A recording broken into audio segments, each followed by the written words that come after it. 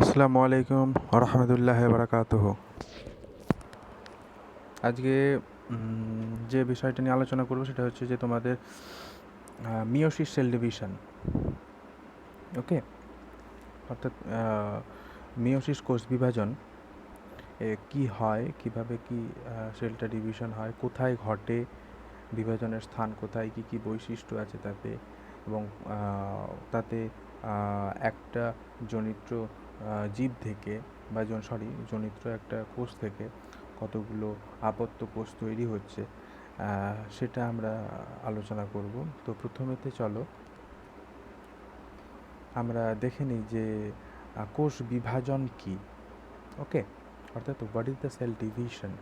Cell division এটা একটা process, এটা একটা পদ্ধতি যার সাহায্যে একটা জনিত্র সেল সেটা বিভাজিত হয়ে দুটো কিংবা দুটোর বেশি আপত্য সেল তৈরি করে। এটাকে আমরা বলবো সেল ডিভিশন বা কোষ বিভাজন। ঠিক আছে, এবং কোষ বিভাজনটা কি হয় না, তার আগে প্যারেন্টাল বা ম্যাটার্নাল বা প্যাটার্নাল কোনো একটা কোষ থেকে সেটা কিন্তু তৈরি হয়েছে। এবং এই সেল ডিভিশনের কারণ কি, কেন সেল ডিভিশন হবে, তার কারণ যদি আমরা জানতে চাই তাহলে বলবো it is required for growth in multicellular organisms. ঠিক আছে, আমরা যদি বহুকোষী জীব দেখি, সেই বহুকোষী জীবের ক্ষেত্রে তার যে বৃদ্ধি দশা সেটা কন্টিনিউ করার জন্য বা তার গ্রোথটা করার জন্য সেল ডিভিশনের প্রয়োজন হয়। আর কেন প্রয়োজন হয় না, রিপ্লেসমেন্ট। ওকে, দেখো যে it is necessary to replace own out cells in multicellular organisms। ঠিক আছে, কারণ এই সেল ডিভিশনের প্রয়োজন হয় যে সেলগুলো পরবর্তীতে নষ্ট হয়ে যাবে বা মৃত সেল হয়ে যাচ্ছে, সেগুলো আবার পুনরায় রিপ্লেসমেন্ট করার জন্য কিন্তু এই সেল ডিভিশনের প্রয়োজন হয় in case of multicellular organisms.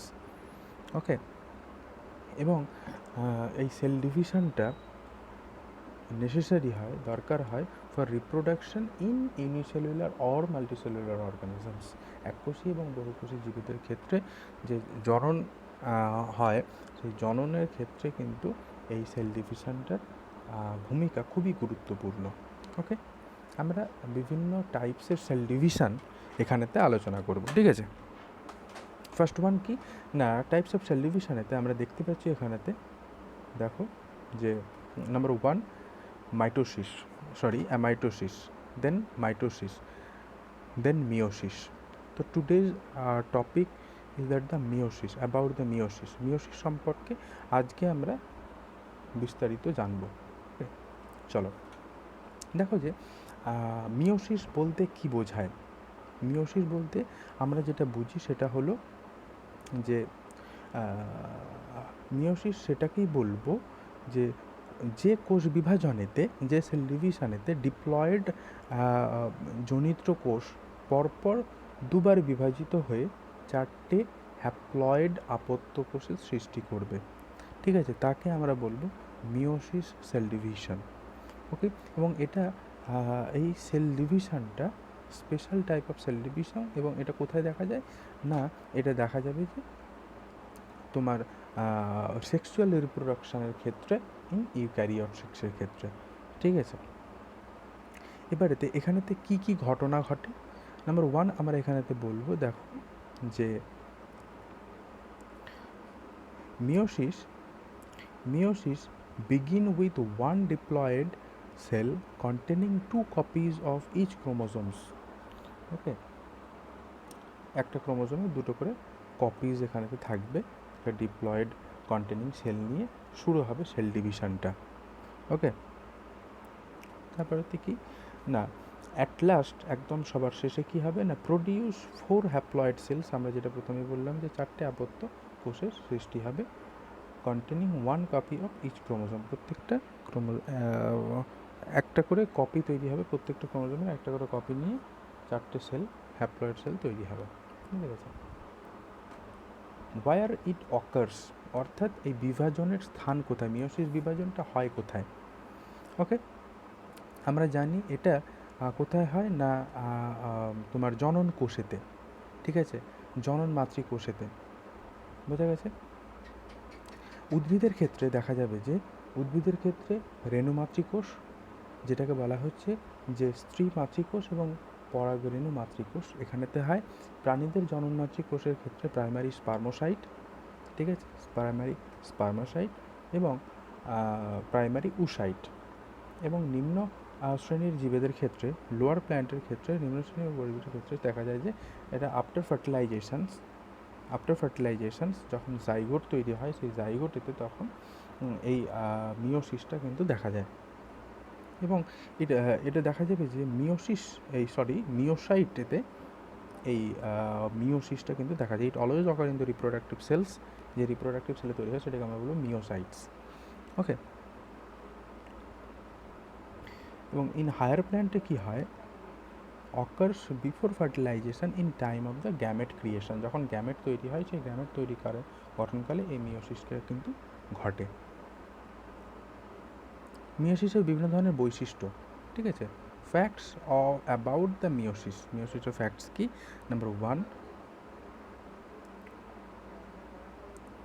Number one, meiosis is the type of the cell division by which germ cells are produced. এটা একটা বিশেষ ধরনের টাইপস অফ সেল ডিভিশনস, কোষ বিভাজন, যেখানেতে কি হয় না তোমার গ্যামেটসগুলো তৈরি হয়। ওকে। সেকেন্ডলি, টু মিওটিক ডিভিশনস, দুটো মিওটিক ডিভিশন দেখা যায়। Number one meiosis 1, number 2 meiosis 2, ঠিক আছে। এবং এই মিওসিসটাকে আমরা বলি কখনো কখনো যে এটি এক প্রকার তো পরোক্ষ কোষ বিভাজন। এটা একটা পরোক্ষ কোষ বিভাজন। কারণ কি না, পরোক্ষ কোষ বিভাজন কখন বলবো? যে কোষ বিভাজন পদ্ধতিতে মাতৃকোষ সরাসরি বিভাজিত না হয়ে বেম গঠন ও নিউক্লিয় পর্দার অবলুপ্তির দ্বারা কতকগুলি ইন্টারমিডিয়েট দশার মাধ্যমে বিভাজিত হয়, তাকে পরোক্ষ কোষ বিভাজন বলা হয়। যেমন meiosis as well as the mitosis. হয়ে গেল। আবার এখানেতে দেখা যাবে যে অরিজিনাল যে সেলটা ছিল প্রথমেতে, যেখান থেকে ডিভিশন হয়ে 4টে আপত্য কোষ তৈরি হলো, সেটা হবে 2n অর্থাৎ ডিপ্লয়েড। পরবর্তীকালে সেটা ফার্দার ডিভাইড হয়ে 4 ডটার সেলস তৈরি করবে, যেটা n ইন নেচার বা 1n ইন নেচার, ঠিক আছে, বা হ্যাপ্লয়েড ইন নেচার। বুঝে গেছে? Daughter cell contain half of number of chromosomes as the original cell, ঠিক আছে। প্রথমে যে সেলটা ছিল সেই সেলের অর্ধেক নাম্বার অফ ক্রোমোজোমস, ঠিক আছে, ক্রোমোজোমসের নাম্বারটা অর্ধেক হয়ে যাবে, সেরকম ডটার সেলগুলো 4টে ডটার সেল তৈরি করবে, ঠিক আছে। ওকে। এবং আরেকটা জিনিস কি, ডিউরিং মিওসিস, যখন মিওসিস হচ্ছে, ডিএনএ রেপ্লিকেটস ওয়ান্স, ডিএনএটা একবার রেপ্লিকেশন হবে, যেরকম মাইটোসিসের ক্ষেত্রে হয়, একবার ডিএনএ রেপ্লিকেশন হয়, but the nucleus divide twice, এখানেতে নিউক্লিয়াসটা দুবার কিন্তু ডিভাইড হয়। ওকে। এবারেতে আমরা আসছি, এখানে দেখতে পাচ্ছ যে মিওসিসের দুটো কিন্তু পদ্ধতি, ঠিক আছে, দুটো পর্যায়ে বিভক্ত করা হয় মিওসিস পদ্ধতিটাকে। কী না, ফার্স্ট মিওটিক ডিভিশন অর্থাৎ মিওসিস 1 এবং সেকেন্ড মিওটিক ডিভিশন মিওসিস 2, ঠিক আছে। ফার্স্ট মিওটিক এবং সেকেন্ড মিওটিক, মিওটিক 1 অ্যান্ড 2। এবারে দেখো যে ফার্স্ট মিওটিক ডিভিশনস আর again divide different stages, prophase 1, metaphase 1, anaphase 1 and telophase 1. Prophase 1, here is the difference and it is the interesting one. The prophase 1 again divide in 5 stages. Number 1, leptotin, zygotin, pachytin, diplotin, dikinesis. Okay, that is the prophase 1. Okay. এই prophase 1 দশাটাতে, গোটা meiosis দশার prophase 1 দশাটার 85 to 95% যে time এই দশাটাতেই কিন্তু লেগে যায়। তারপরে আসে মেটাফেজ, তারপরে অ্যানাফেজ, টেলোফেজ। এই 1 হলো, তাহলে prophase 1, metaphase 1, telophase, anaphase 1 and telophase 1, এগুলো হলো first meiotic division. Then cytokinesis, again second meiotic division, second meiotic ডিভিশনের মধ্যেতে prophase two, metaphase two, anaphase two, telophase two, then cytokinesis, এবং অ্যাজ এ রেজাল্ট সবার শেষেতে 4টে হ্যাপ্লয়েডযুক্ত আপত্য কোষের সৃষ্টি হয়। ওকে, এখানে তো একই ছবি, যে মিওসিস 1 এবং মিওসিস 2। দেখো আমরা দেখিয়েছি একটা মিওসিস 1-এ প্রথম প্রোফেজ 1 আসে, তারপরে মেটাফেজ 1, অ্যানাফেজ 1, দেন টেলোফেজ 1, তারপরে হচ্ছে prophase 2, metaphase 2, anaphase 2 and telophase 2। Okay, okay, see this picture, that is the major difference. কোথায় ডিফারেন্সটা, কোথায় আলাদাকরণটা কোথায়? মিওসিস এবং মাইটোসিসের ক্ষেত্রে দেখা যাচ্ছে যে ডিএনএ যে রেপ্লিকেশনটা হচ্ছে সেটা কিন্তু দুটো জায়গাতে একই সময়ে হচ্ছে। ওকে, তাহলে মিওসিসের ক্ষেত্রে একটা ডিপ্লয়েড কোষ থেকে রেপ্লিকেশন হওয়ার পর ডিপ্লয়েডই আছে। এখানে মাইটোসিসের ক্ষেত্রে রেপ্লিকেশন হলো diploid, and then in case of meiosis, diploid cell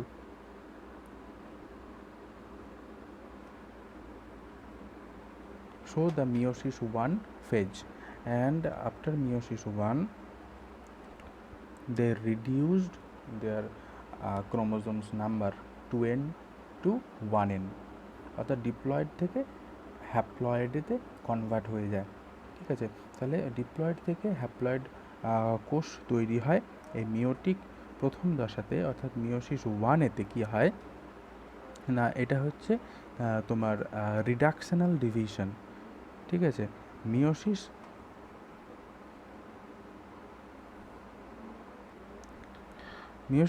1টাতে কী হয় না, এই দশাটা চলাকালীন ক্রোমোজোম সংখ্যাটা কিন্তু হ্রাস পেয়ে যায়।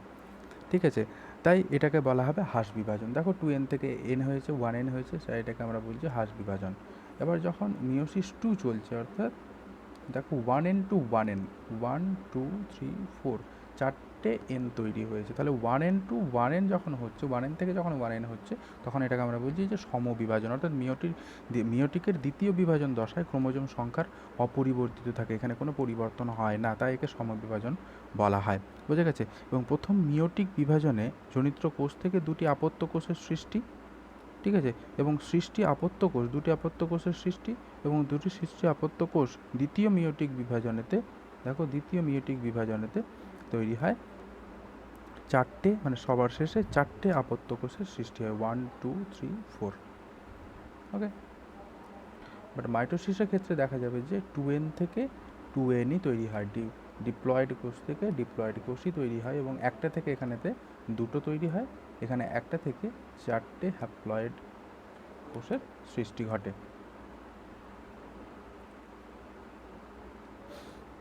এখানে একটা খুব সুন্দর ছবি দেওয়া আছে। In case of the human বিইংসের ক্ষেত্রে আমরা যদি আলোচনা করি, তাহলে দেখা যাবে যে 46টা ক্রোমোজোমের ক্ষেত্রে 46টা ক্রোমোজোমের মধ্যে মাইটোসিসের ক্ষেত্রে দেখা যাবে যে দেখো 2n থেকে এখানেতে 2n থেকে অ্যাকচুয়ালি 2n হচ্ছে, অর্থাৎ 46 ক্রোমোজোম সংখ্যা কিন্তু ধ্রুবক থাকছে। কিন্তু পরবর্তীতে আমরা যদি মিওসিসের ক্ষেত্রে দেখি, 46 হচ্ছে ক্রোমোজোম সংখ্যা মানুষের ক্ষেত্রে, সেটা দেখো প্রথমেতে 23 and 23, that is the reduction division, and then কী হলো, এখান থেকে এই 23 থেকে সমবিভাজন, অর্থাৎ এই একটা থেকে এখানে দুটো হলো, এই একটা থেকে এখানে দুটো হলো, তাহলে এটা হচ্ছে সেম ডিভিশন, একটা রিডাকশনাল ডিভিশন, একটা হচ্ছে একটা সমবিভাজন। ঠিক আছে, again hair is a picture mitosis versus meiosis. এখানে দেখো যে মাইটোসিস কোষের ক্ষেত্রে প্রথমেতে রেপ্লিকেশন হলো, রেপ্লিকেশন হওয়ার পরেতে কী হলো, দেখো একটু জুম করে যদি দেখার চেষ্টা করো ভালো করে, দেখো এখানেতে যে ক্রোমোজোমের স্ট্র্যান্ডগুলো ছিল, দেখো না একটা একটা করে দেখানো হয়েছে সময়ের বিরুদ্ধে, এখানে কিন্তু সেখানেতে দুটো করে হয়ে গেছে, অর্থাৎ তোমার রেপ্লিকেশন হওয়ার পরেতে এই ঘটনাটা ঘটেছে। আফটার রেপ্লিকেশনস দে ডিভাইড, সেল ডিভিশন হয়েছে, এবং দুটো আপত্য কোষের সৃষ্টি করেছে, যেটার ক্রোমোজোম সংখ্যা কিন্তু 2n। কিন্তু মিওসিসের ক্ষেত্রে কী হয়, প্রথমে রেপ্লিকেশন হয়েছে মাইটোসিসের মতো, তারপরে সেল ডিভিশন হয়েছে, এবং এটা হচ্ছে যে মিওসিস 1। এবং সেই মিওসিস 1-এতে কী হয়েছে না, ক্রোমোজোম সংখ্যার হ্রাস ঘটেছে, রিডাকশান হয়েছে, এবং তারপরে মিওসিস 2-এতে কী হয়েছে না সেখানেতে সমবিভাজন হয়ে 4টে কোষের সৃষ্টি হয়েছে। বোঝা গেছে? এটা অ্যাডিশনাল। এবারেতে আমরা আসবো, দেখো যে ইন্টারফেজ। ইন্টারফেজ কি না, interphase is just the prior to the entry of the cell to meiosis is known as premeiotic interphase. অর্থাৎ যখন কোনো একটা কোষ মিওসিস কোষ বিভাজনেতে এন্ট্রি করবে, কোষ বিভাজনেতে এন্ট্রি করবে, তখন তার যে রেস্টিং ফেজটা ছিল সেটাকে বলা হবে ইন্টারফেজ। ঠিক আছে? তো এবং এই ইন্টারফেজের এস দশাতে আমরা জানি, কোষচক্রের এস দশাতে মিওটিক ইন্টারফেজেতে কী হয়, ক্রোমোজোমের রেপ্লিকেশনটা কিন্তু তৈরি হয়ে যায়। ওকে, এবং এই মিওসিস ওয়ানের ক্ষেত্রে আমরা দেখলাম যেটা রিডাকশনাল ডিভিশন, এবং এই মিওসিস ওয়ানের 4টে দশা, প্রোফেজ 1, মেটাফেজ 1, অ্যানাফেজ 1, টেলোফেজ 1।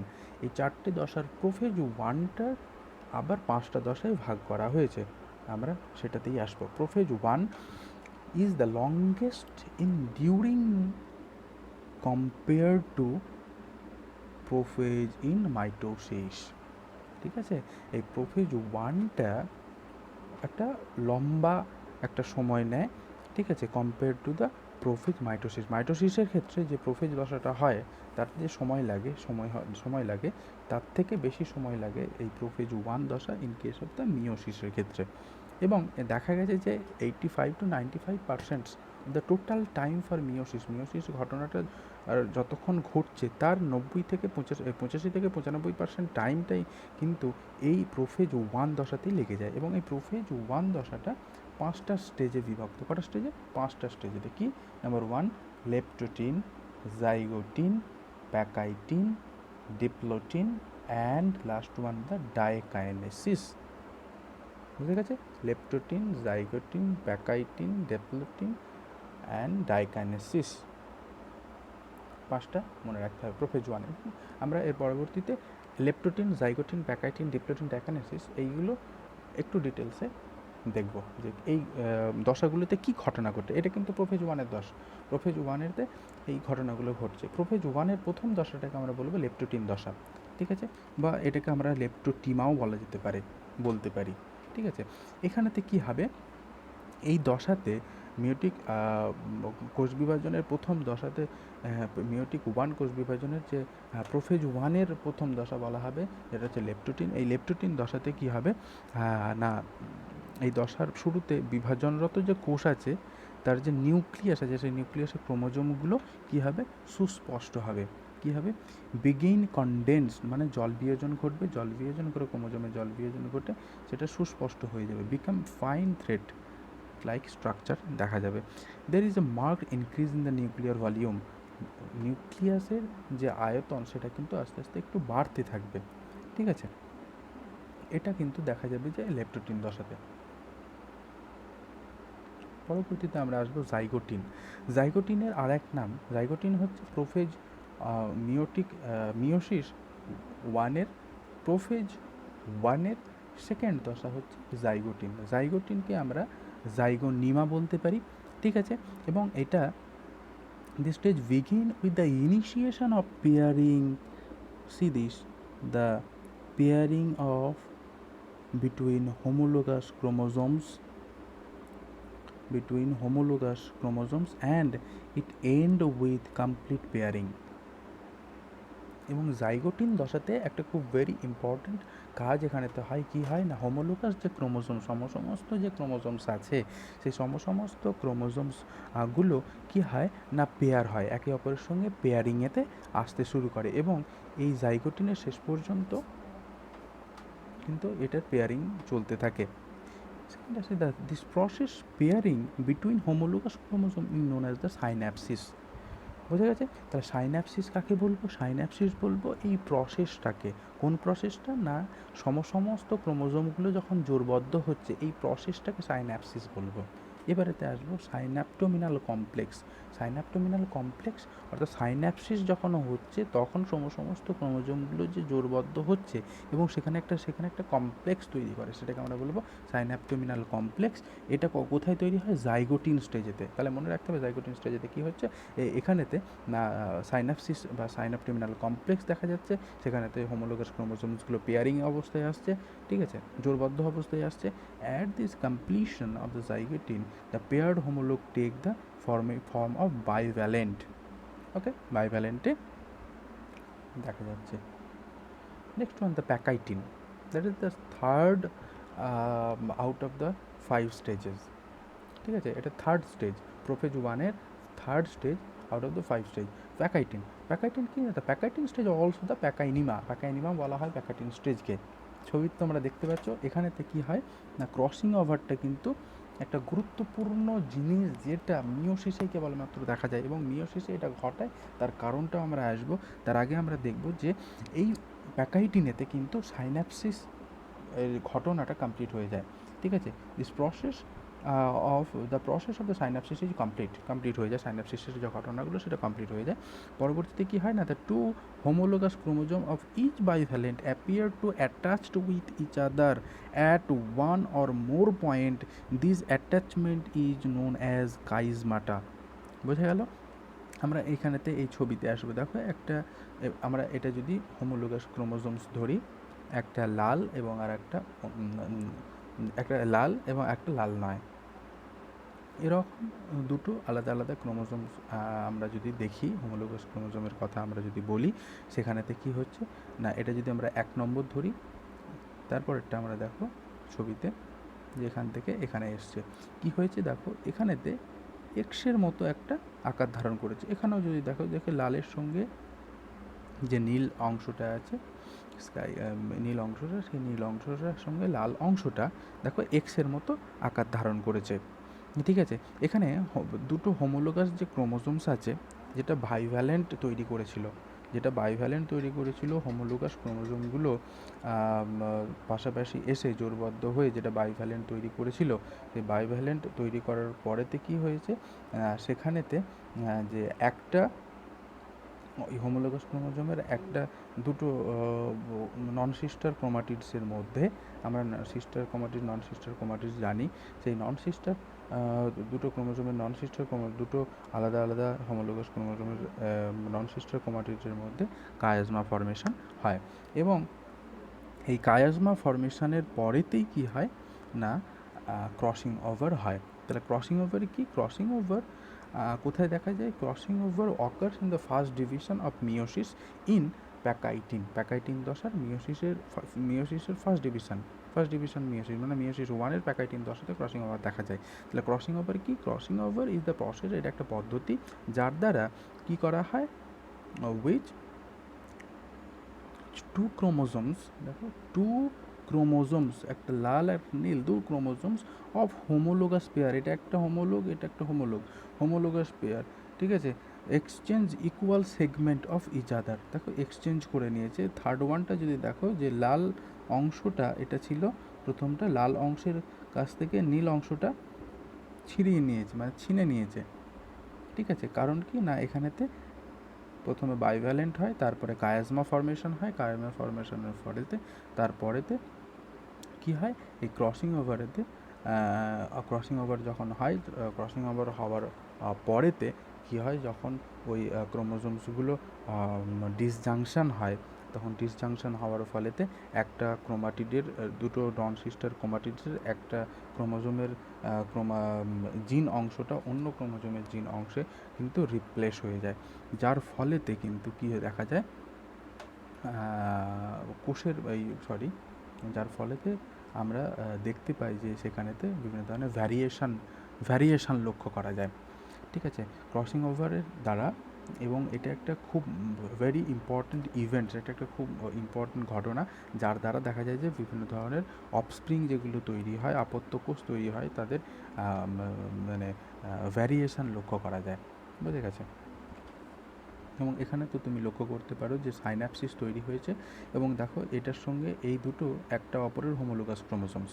ঠিক আছে, হোমোলোগাস ক্রোমোসোমসের নিচের দিকে দেখো আমরা জানি যে এই ক্ষেত্রে আমরা যদি দেখতে চাই যে এটা হলুদটার ক্ষেত্রে এই অরেঞ্জটার ক্ষেত্রে দেখো এটা এটা এবং আর একটা যে অরেঞ্জ এটা এই দুটো অরেঞ্জকে আমরা বলবো একটা ক্রোমোজোমের দুটো ক্রোমাটিড বাহুকে আমরা বলবো ক্রোমাটিডস, অর্থাৎ সিস্টার ক্রোমাটিডস। এবং একটা লাল আর একটা অরেঞ্জ এই দুটোকে একসঙ্গে বলবো নন সিস্টার ক্রোমাটিড। ওকে, তাহলে আমরা বলছি যে নন সিস্টার ক্রোমাটিড। আমরা দেখতে পাচ্ছি এখানেতে একটা লালের সঙ্গে আর একটা অরেঞ্জের কিন্তু ক্রসিং ওভার হচ্ছে, তাহলে বলতে পারছি আমরা এটা নন সিস্টার ক্রোমাটিডসের মধ্যে ক্রসিং ওভার হচ্ছে। ক্রসিং ওভারটা কী হলো, দেখো যে অরেঞ্জ কালারটাতে লাল অংশটা কিন্তু রয়ে গেল, কারণ এখানে ডিসজাংশন হলো।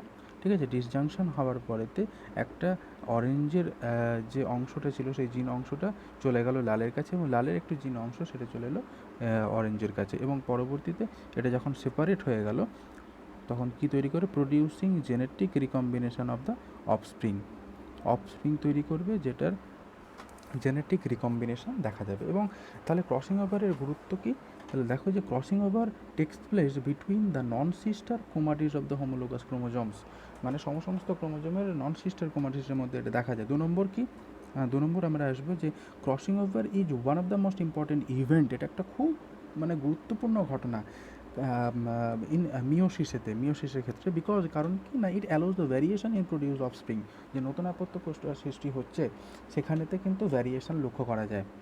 বুঝে গেছে? ওকে, গো।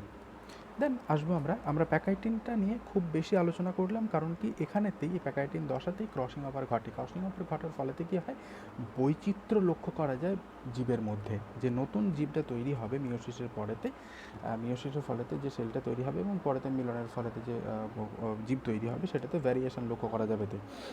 তাই আমরা ওটা একটু লং লেন্থই নিলাম। এবং পরবর্তীতে আছে ডিপ্লোটিন।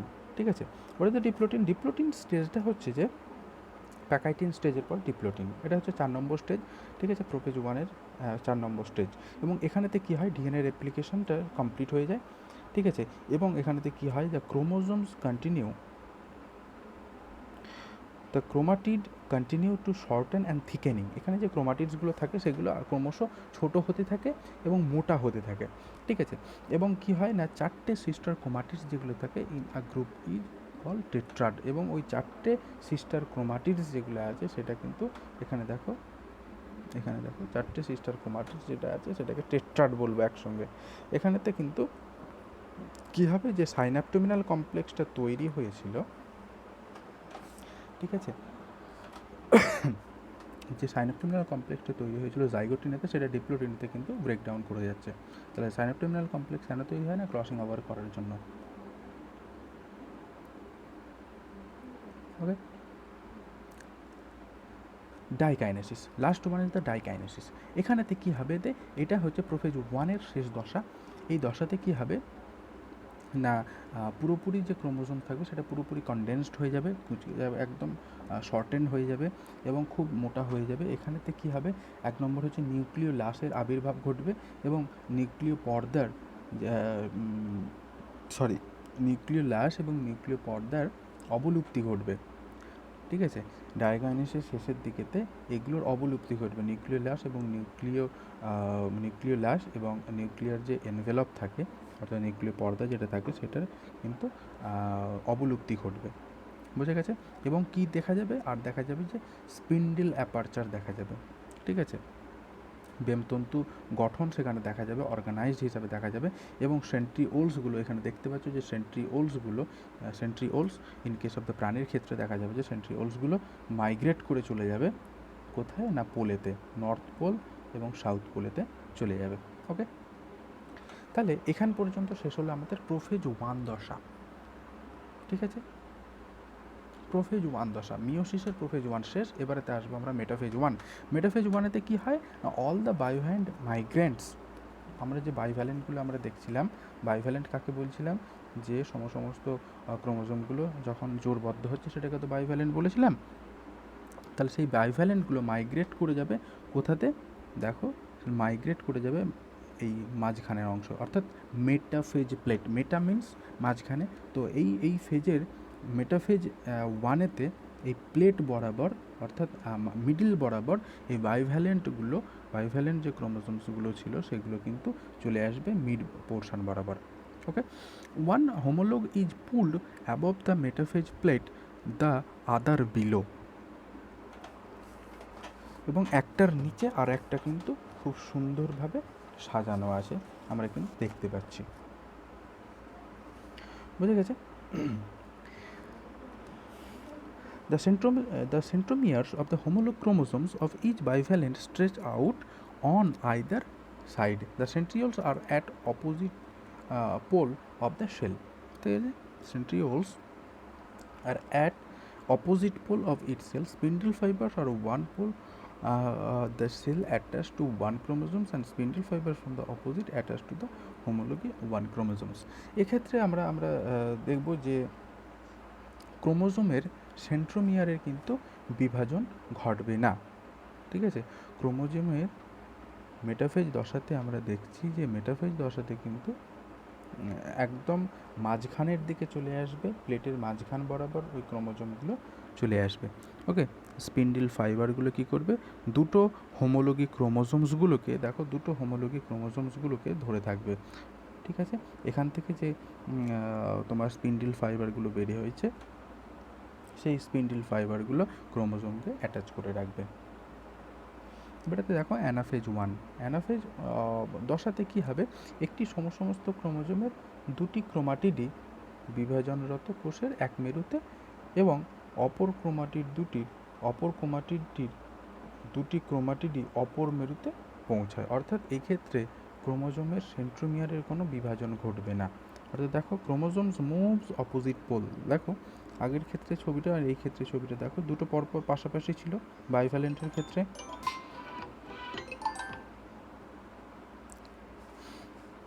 অপোজিট পোলে চলে যাবে, এখানেতে মুভমেন্ট দেখা যাবে, যে ক্রোমোজোমের মুভমেন্ট দেখা যাবে, কারণ মাইক্রোটিউবিউলস এবং কাইনেটোকোরের একটা ইন্টারাকশনের ফলে মুভমেন্ট দেখা যাবে। ঠিক আছে, এইখানেতে ডিফারেন্স মাইটোসিসের সঙ্গে মিওসিসের এখানে অনেকটা ডিফারেন্স আছে এই অ্যানাফেজ দশাতে, অ্যানাফেজ 1 দশাতে। কি না difference in between the meiosis and mitosis is that sister chromatid remain joint after the metaphase in meiosis 1। Meiosis 1-এতে দেখা যাচ্ছে যে সিস্টার ক্রোমাটিডগুলো, দেখো সিস্টার ক্রোমাটিডগুলো একটা অপরের সঙ্গে, সিস্টার ক্রোমাটিড নন সিস্টার ক্রোমাটিড আমরা আগে আলোচনা করেছি, সেই সিস্টার ক্রোমাটিডগুলো এখনও কিন্তু একে অপরের সঙ্গে জয়েন অবস্থাতেই আছে, সেন্ট্রোমিয়ার থেকে কিন্তু আলাদা হয়নি, সেন্ট্রোমিয়ার থেকে আলাদা হয়নি। কিন্তু মাইটোসিসের ক্ষেত্রে অ্যানাফেজ দশাতে কিন্তু তারা কিন্তু আলাদা হয়ে গেছিলো, সেটা সিস্টার ক্রোমাটিডগুলো আলাদা হয়ে গেছিলো। এটা কিন্তু একটা তফাৎ মাইটোসিস এবং মিওসিসের ক্ষেত্রে। বোঝা গেছে? এবং টেলোফেজ হচ্ছে last stage of the meiosis 1-এর। The homologous chromosomes complete their migration to the two pole, southern pole এবং নর্দার্ন পোলের দিকে। দেখো এদিকে একটা পোলেতে ক্রোমোজোম সংখ্যা চলে এসছে, এদিকে একটা অর্ধেক ক্রোমোজোমগুলো কিন্তু তখন মাইগ্রেট হয়ে গেছে দুটো পোলেতে। ঠিক আছে, এবং এখানেতে কিন্তু আর স্পিন্ডল ফাইবারগুলো নাই, সেগুলো অবলুপ্তি ঘটে গেছে, এবং যে ব্যামতন্তুগুলো সেগুলো অবলুপ্তি ঘটেছে। আর কি না, দ্য সেল এনভেলপ অর্গানাইজড, সেলের পর্দাগুলো, কোষ পর্দা যেটা আছে সেটা আবার নতুন করে আবির্ভাব ঘটছে, এবং কি হচ্ছে, around two group of chromosomes, দুটো গ্রুপ অফ ক্রোমোজোম তৈরি হয়েছে, তার চারপাশেতে নিউক্লিয়ার এনভেলপ তৈরি হয়েছে, এবং পুনরায় আবার একটা করে কিন্তু নিউক্লিওলাসেরও আবির্ভাব হয়েছে, প্রত্যেকটা কোষের ভেতর নিউক্লিওলাসের একটা আবির্ভাব ঘটেছে, নিউক্লিওলাসের। ওকে,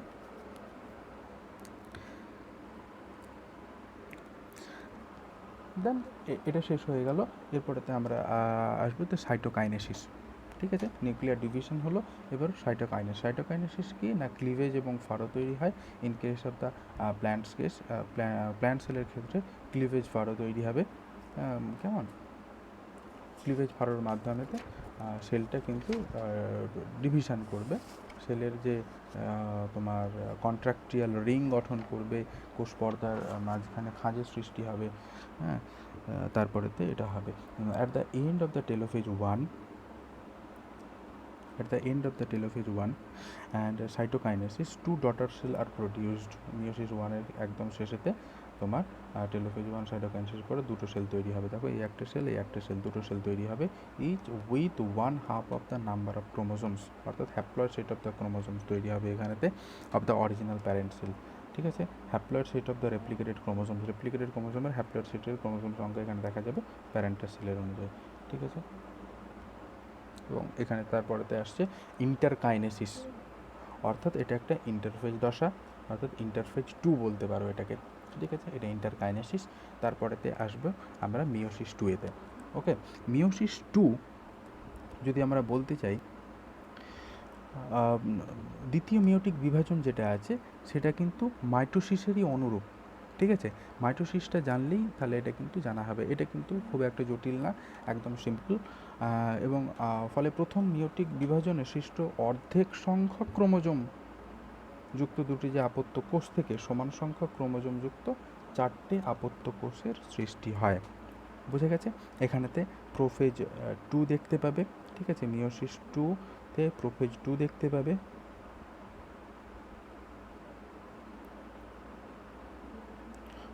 ঠিক আছে, প্রোফেজ 2 দেখতে পাবে, মেটাফেজ 2 দেখতে পাবে, অ্যানাফেজ 2 দেখতে পাবে। ঠিক আছে, প্রোফেজ 2-এতে কী দেখতে পাবে না, সেখানেতে প্রত্যেকটা ডায়াড তৈরি হবে পেয়ার অফ সিস্টার ক্রোমাটিডস নিয়ে। ঠিক আছে, এবং সেখানেতে কমন একটা সেন্ট্রোমিয়ার থাকবে। মেটাফেজেতে কী হবে, সেন্ট্রোমিয়ারের পজিশনটা ইকুইটোরিয়াল প্লেটের ওখানে চলে আসবে। তারপরে অ্যানাফেজ 2-এতে কী হবে না, সেন্ট্রোমিয়ার্স ডিভাইড হয়ে যাবে। ঠিক আছে, সেন্ট্রোমিয়ার ডিভাইড হবে এবং সিস্টার ক্রোমাটিডস যেগুলো আছে সেগুলো অপোজিট পোলের দিকে চলে যাবে। ঠিক আছে, দেন টেলোফেজ 2-এতে কী হবে, 1 member of each pair of, এখানে দেখো ঠিক দেখা যাবে যে দুটো সেল ছিল, তখন দুটো সেল থেকে আবার টেলোফেজ 1, এটা হচ্ছে টেলোফেজ 1, এখান থেকে এটা টেলোফেজ 1, এখান থেকে telophase 1। 1 member of each pair, প্রত্যেকটা পেয়ার থেকে একটা করে member, 1 member of each pair of homologous chromosome present in each pole, each chromosomes in referred to monod, combination of the maternal and paternal following the cytokinesis to finally 4 haploid following cytokinesis। এখানে দেখো এটা cytokinesis ঘটেছে এখানেতে, এটা হচ্ছে telophase, এটা telophase 2। ঠিক আছে, টেলোফেজ 2-এর পরে সাইটোকাইনেসিস ঘটেছে। এই সাইটোকাইনেসিসে কী হয়েছে না, ফাইনালি 4 হ্যাপ্লয়েড গ্যামেট ফর্ম হয়েছে, যেটা তোমার মিওটিকের ইভেন্টের একদম লাস্ট পর্যায়ে। অ্যান্ড এখানেতেই আজকে শেষ হলো। Thank you.